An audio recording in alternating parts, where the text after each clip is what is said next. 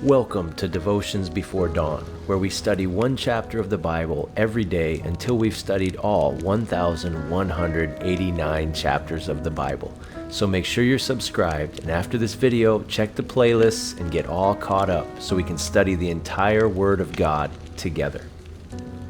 Surround yourself with people of integrity.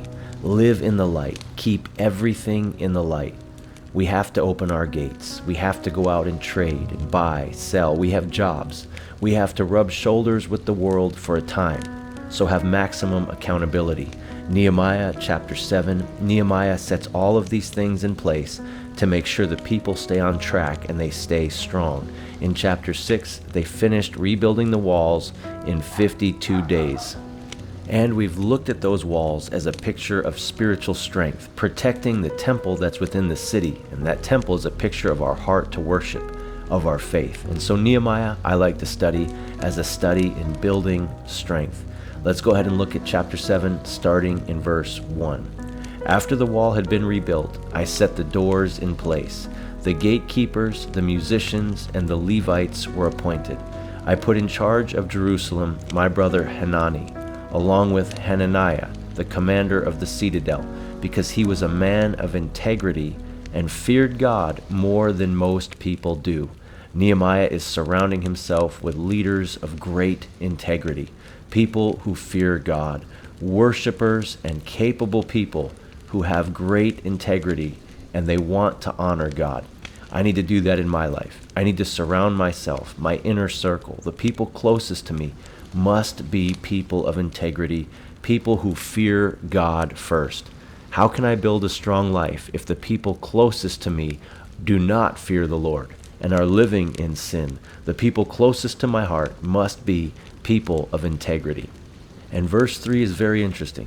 I said to them, the gates of Jerusalem are not to be opened until the sun is hot, while the gatekeepers are still on duty. Have them shut the doors and bar them. Also appoint residents of Jerusalem as guards, some at their posts and some near their own houses. In other words, when these gates are open and trade is going on and foreigners are coming in, people from the outside are coming in to do business, it must be in the light. Only when the sun is hot. Everything must stay in the light. Nothing done in darkness. You want to stay strong? Live in the light. Do your business in the light. Conduct yourself with integrity where everyone can see it. And there are a lot of eyes on that gate. Maximum accountability. We're only opening these gates for certain hours. I'm only going to work for certain hours. And while I'm there, I know the people in my inner circle fear God. They're people of integrity. And all the people of my city, the people who live near me, their eyes are on those gates. They're seeing who's coming, they're seeing who's going, and they're ready to jump in and defend the city if need be. We're living in the light. Do you see the parallel here with your life? We must do everything out in the open, living in the light, nothing in the shadows, nothing in the darkness. The enemy is out to get you and take you down, but odds are he needs you in the darkness. He needs you solo. He needs you out of the light, not surrounded by people of integrity, with no eyes watching you for accountability, and he needs to get you isolated and in the dark. So Nehemiah said, when those gates open for business, I want all the eyes on those gates, and I want it in the heat of the day, only for a short time when everything is exposed and out in the open. So no shenanigans can take place. I'm not on social media. I just missed that train at my age. I don't care about it. I don't want it. But if you're on social media, be careful. You're not in a place where you're in the darkness with no accountability. I had someone one time call me and leave me a message. Someone I didn't feel like I knew very well. And she said, hey, I'll be in town for the weekend, and I really want to get together and catch up, just me and you. I didn't call that back. I'm not interested in that. I'm married. I'm in ministry. That sounded super suspicious. Called again, left another message. I didn't call that back. Called again, this time from a different number, and I happened to answer it. And I said hello, and she said, yeah, I want to get together, catch up, just me and you. And I said, hey, I'll be in church Sunday. She said, no, not like at church, like just me and you and catch up. And I'm like, no, I'll be at church. I'm going to church Sunday, and that's about it. She said, well, I just want to see you, say hi. I said, well, you can say hi at church. I'll be at church Sunday morning. And that was it. However, she didn't like that response very much, but it was out in the open, living in the light. There is zero chance that we're going to catch up, just the two of us. I want to live in the light. I want everything in the light. She proceeded to file 42 criminal complaints against me that were flat out lies that could put me in prison for a very, very long time. I was able to go into that interrogation, said, here's my phone. You can go through everything that's ever been searched, everything that's ever been looked at, every text message that's ever been sent, every social media post, even things that you've deleted and think are long gone are not. They can look at everything. And I was able to say, look, I didn't say these words, but I live in the light. Everything is in the light. Here's the phone. Here's everything. That interrogation didn't go anywhere because everything was exposed. Everything was in the light. Nothing was done in secret. Not a single message was sent that was out of place or out of order. And everything that could have put me behind bars for decades came to absolutely nothing. Because when those gates are open, it's only in the light. Everything in the light. And there are so many eyes on that spot that I cannot fail if I choose to live in the light. The people around me, people of integrity, will not allow it. Live your life in the light. Everything in the light. Nothing done in darkness. When your gates are open, make sure it's broad daylight and the people around you are there watching, and your inner circle have integrity. There's a lot more to that story, maybe for another day, but God delivered me, and I thoroughly believe it's because I've chosen to live in the light, every detail in the light. And like I said, in this world, those gates have to open. The gates to your heart have to open. We have to rub shoulders with the world, but when we do that, have maximum accountability while the gatekeepers are on duty, appointing residents as guards. There's so many eyes on those gates and on the business that takes place there in order to keep the security and integrity of the city. So it is with our lives. Verse 4, now the city was large and spacious, but there were few people in it, and the houses had not yet been rebuilt. So my God put it into my heart to assemble the nobles, the officials, and the commanders of the common people for registration by families. I found the genealogical record of the first who were to return to the city. This is what I found, and this is what was written there. All right, guys, we are committed to reading every verse of the Bible together. So we're going to read every verse of the Bible together. We kind of like to look at these genealogies. A lot of them have prophetic meanings. We looked at that in Genesis 5, I believe, and how awesome that genealogy was and what it meant. Today is not so much, but we also like to have a little fun seeing if I can get all the names right. So you can judge me on my reading of the names. But that is the main thrust of the content for the rest of the chapter.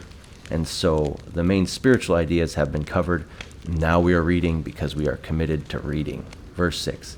These are the people of the province who came from the city of the exiles whom Nebuchadnezzar, king of Babylon, had taken. They returned to Jerusalem and Judah, each to his own town, in the company with Zerubbabel, Joshua, Nehemiah, Azariah, Ramiah, Nehemiah, Mordecai, Bilshan, Mishpereth, Bigvai.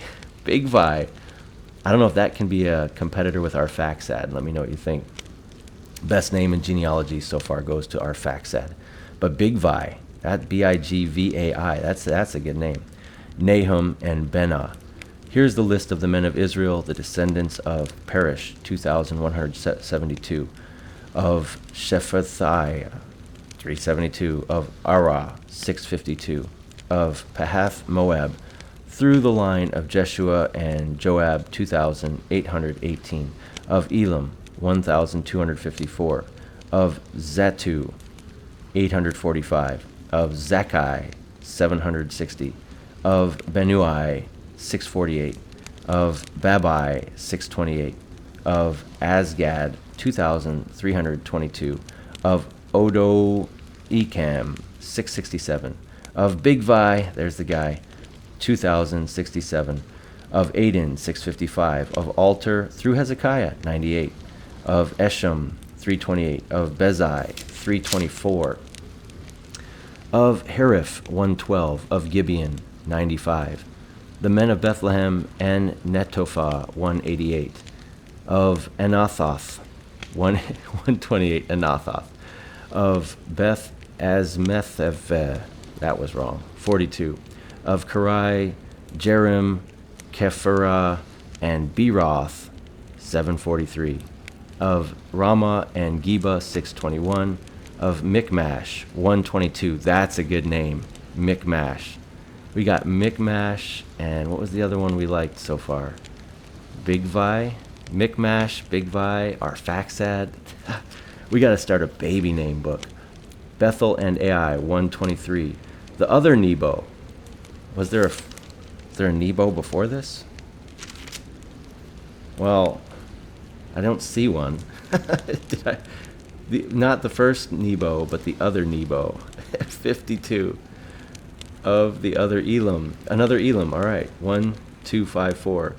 Of Harims, 320. Of Jericho, 345. Of Lod, Hadad, and Ono, 721.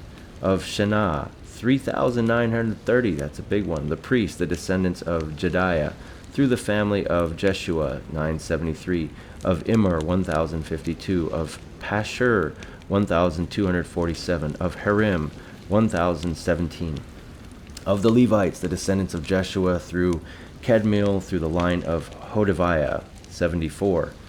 The musicians, the descendants of Asaph, 148. The gatekeepers, the descendants of Shulam, Atler, Eder, Talmon, Akub, Hetita, and Shobai, 138. The temple servants, the descendants of Ziha, Hasapha, Tohabath, Kiros, Sai, Padon, Lebanah, Hagabah, Shilmai, Hanan, Gidaldur, Gehar, Rahai, Rezin, Nokia, Gazam, Uza, Peseah, Basai, Menom, Mafusum, Backbook, that's a good one, Hakapha, Harith, that's not even close, Bezla, Mehedai, Hersha, Barkos, Sisera, Tema, Neziah, and Hatipha.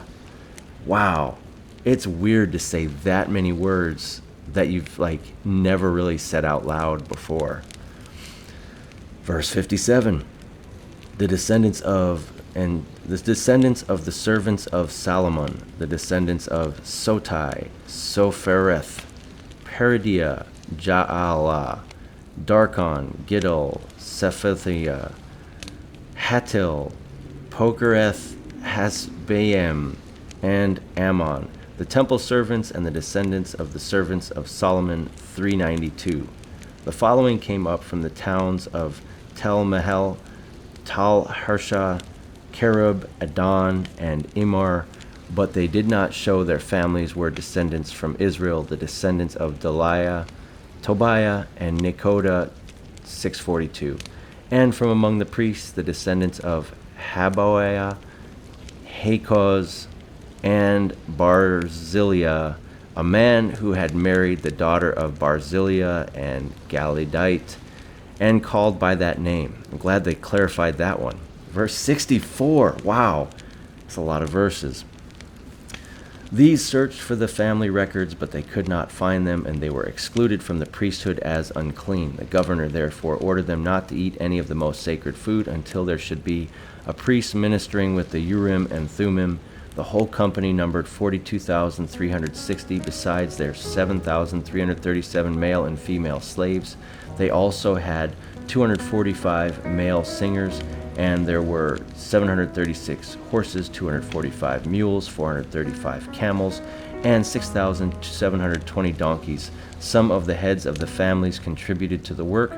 The governor gave them a treasury of 1,000 derricks of gold, 50 bowls, and 530 garments for the priests. Some of the heads of families to the treasury for the work of 20,000 derricks and gold, and 2,200 remains of silver. The total given by the rest of the people was 20,000 derricks of gold, 2,000 minas of silver, 67 garments for the priests. The priests, Levites, and gatekeepers, musicians, and temple servants, along with certain people of the rest of the town of Israelites, settled in their towns. That was a lot. All right. Well, thanks for listening. That was Nehemiah chapter 7.